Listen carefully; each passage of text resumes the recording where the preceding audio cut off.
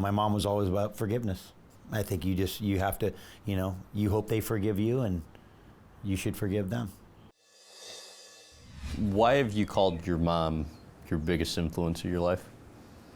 Just because of the kind of person she was. My mom was very supportive of me, even though she was disappointed with my choices to, not pursue higher education.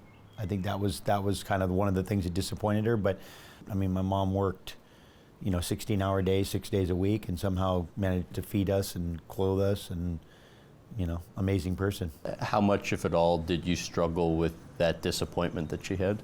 Well, I'd like to say I struggled more. I probably should have, but I didn't struggle at all because I wanted to serve.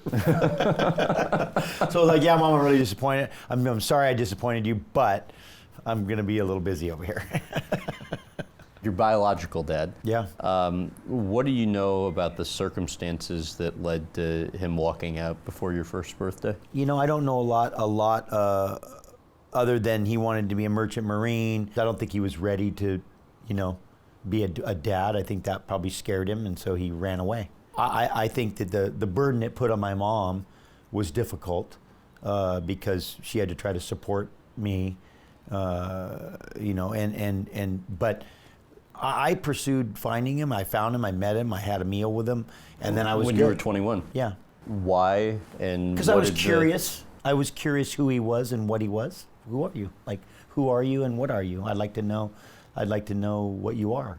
Maybe that'll help me know who I am. And what I realized at that moment is that you need to have experiences.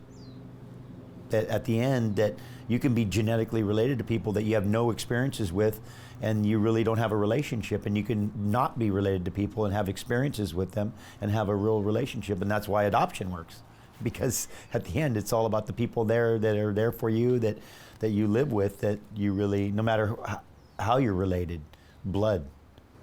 What did you talk about at the breakfast? It was a light conversation because I wasn't prepared to, like, hey, why come you weren't there and this and that? Right. And he wasn't indulging me in that. It wasn't like, well, I did that. It was a little bit more like meet and greet, and kind of more interested in, like, hey, what kind of person are you? But we just really didn't have a lot to talk about because we didn't have a lot of experiences together, and I wasn't ready to, at that time, go into trying to, develop a relationship with him. It was more like I needed to answer this question, this curiosity, and I did that. Why decide to never see him again after that? I think it really didn't. It just came out of the lack of effort it was going to take. It wasn't like he was down the road and you could just stop by and say, "Hey, how you doing?" It was like it was a commitment. He lived somewhere else, and it was like, I was going to have to. And he didn't. He wasn't reaching out, making any commitment, and so, it's again, it takes two. It takes two to tangle. And he passed away when you were 41. Yeah. Explain how you introduced your mom to her new husband or your stepdad. Yeah, well, I didn't have a dad, and I was a young kid running around, and I needed a dad. I wanted a dad, especially at 3 years old, and I was like, hey, I need a dad, and I saw a guy that, I wanted to be my dad, and I think I did. I think they already were in cahoots, but the fact is that I saw him and introduced him to my mom. I brought him home, and he saw my mom, and he was like, okay, kid, get out of the way. I think I like, I think I like your mom, But yeah, it's a rare thing that, you can say, oh, I introduced my dad to my mom, but I did. It was, he just represented a guy that I thought would be like what my dad would be like if I had a dad. And he was only 14 years your senior. Why do you think the two of you had a tumultuous relationship? I just think it's like older brother, younger brother. I think we were like more like brothers, 14 years apart, but super competitive with each other, and males, just two bulls in a field, and young bull and the old bull, and I'm just, I want my own field, and he's like, get out of my field. And so I think it's a pretty natural thing. I think it's more natural, in my opinion, to have a little bit of tension and clash between the males. Listen, he took on being a father when he was 17 years old.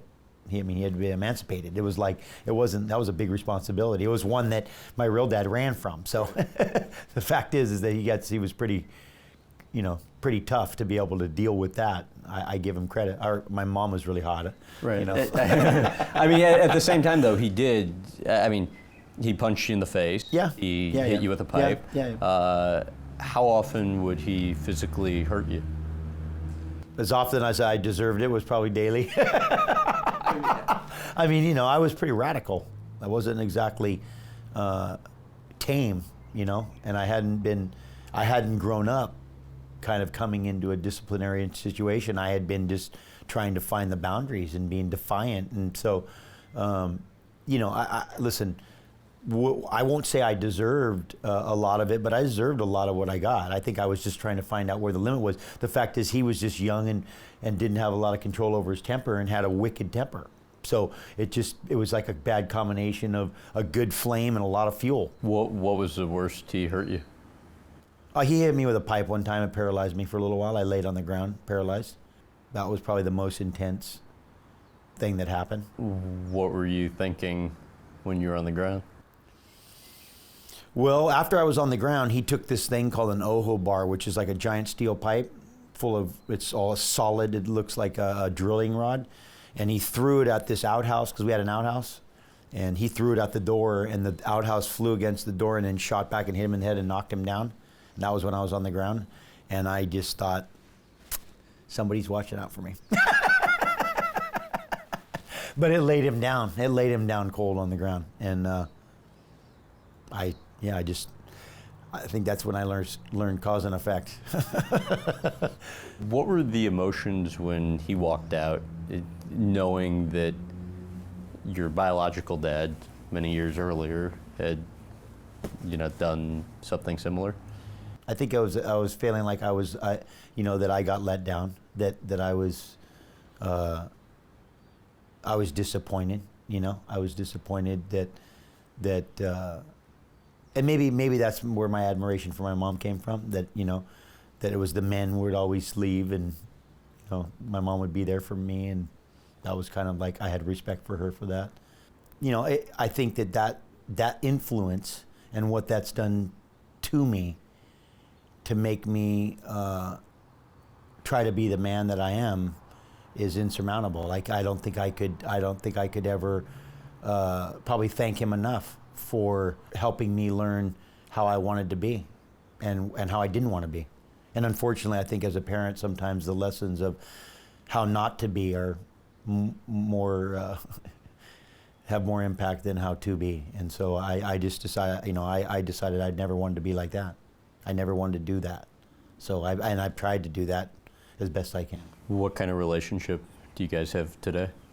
We actually have a relationship. Yeah, I think a big part of it's been for him to get to a certain place. My mom was always about forgiveness. I think you have to, you hope they forgive you, and you should forgive them.